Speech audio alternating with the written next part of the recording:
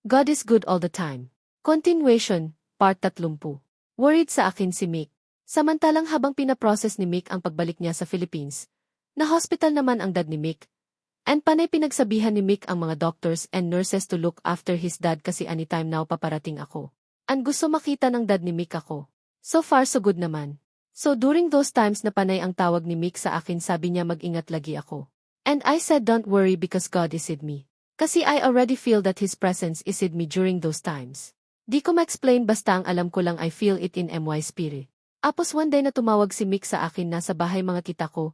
And mga cousins ko, they just pass by sa bahay namin kasi malapit lang sila sa amin. Magbiro-biruan kami noong tumawag siya sa akin.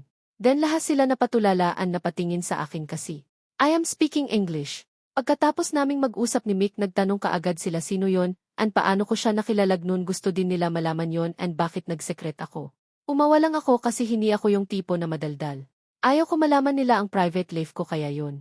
Din sinabi ko sa kanila na I am on the process of getting MY visa. And kumuha ng immigration lawyer si Mick para ma-process ito kaagad. Apos sabi ng isang tita ko na wala daw mangyayari sa application ko, kasi very strict daw ang Australia ngayon lalo na sa mga Filipino. And I said yes alam ko naman yon. And I said to MY tita, well nasa kamay na ni God ito if this is His will. Apos sabi ng kita ko kasi pamangkin niya 2 years na daw nag-process para mag-Australia, but till now hindi pa rin nakalabas. So ganun rin daw ako wala daw magyayari. I said well, si God na bahala lahat ano plan niya sa akin.